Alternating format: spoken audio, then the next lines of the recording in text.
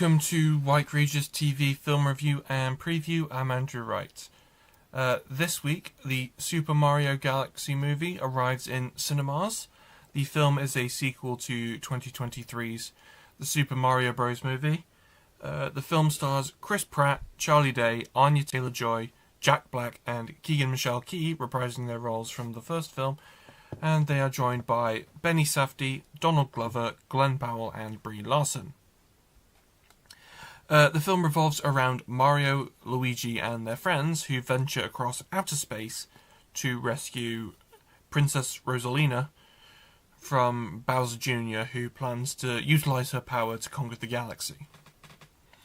Whereas the first film was a bit of a more broad in what elements of the Mario franchise it adapted. So there was, Donkey Kong, there was bits of Donkey Kong, there was bits of Mario Kart. I believe there were the Tanuki suits from 3D World. That sort of stuff. But whereas this film is more of a direct adaptation of it. Is more directly taking from the Super Mario Galaxy movies, Super Mario Galaxy games, which are my Mario games because I grew up playing them.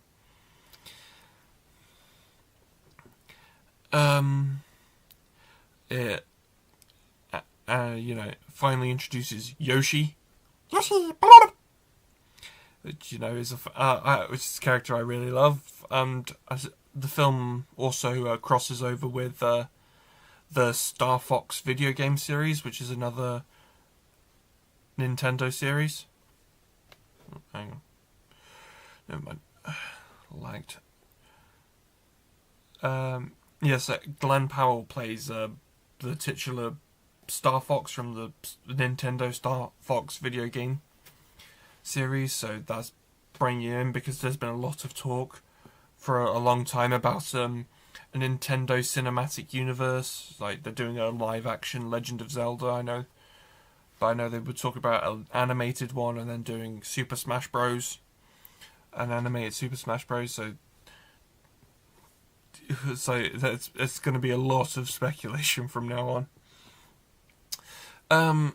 So the film has received Super Mario Galaxy movie has received mixed reviews from critics, but so did the first film.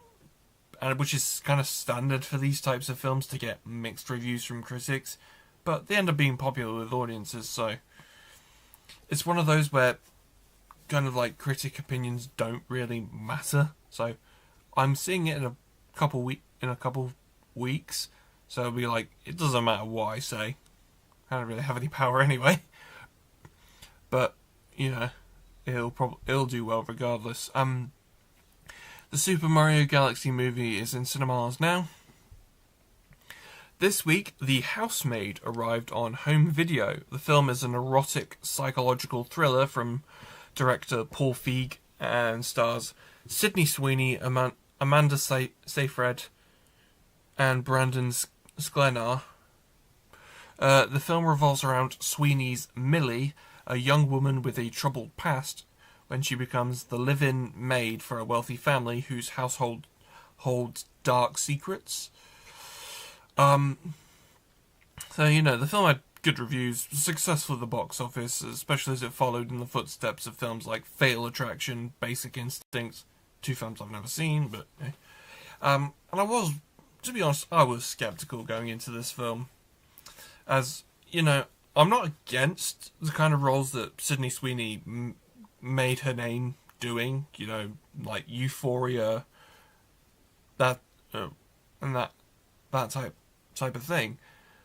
But she's been so good. She's been so good lately in films like Immaculate and Christie, which broke her typecasting. So I thought, open mind. I know the film genre because it's based on a book. I know that I think the book as well. I've not read the book. I think both the film and the book are classified as an erotic thriller genre. But I thought the film was trying way too hard to be an erotic thriller, where everything it was doing, it made much more sense if the film was, like a survive the night horror film. Especially because the way Amanda Seyfried was portraying her character a lot in the early scenes was very much like a horror movie villain. It's like they had all the ingredients to make a decent horror film right there. They just were more interested in taking people's clothes off. Plus, with all the various twists and turns, there's a big reveal,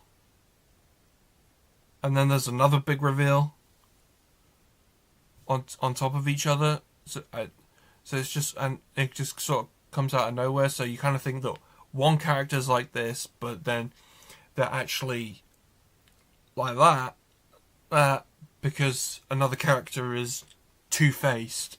It's just when I think that twist was a bit bizarre. It didn't really make a lot of sense to have that. So it was just very bizarre.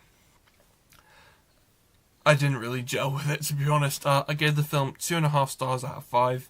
The Housemaid is on home video now, and a sequel is scheduled to hit cinemas in Christmas 2027, direct competition with Avengers Secret Wars. That's all I have for this week, but be sure to check back next week where I'll be reviewing Song Sung Blue and Marcy Supreme. Have a happy Easter. See you next time.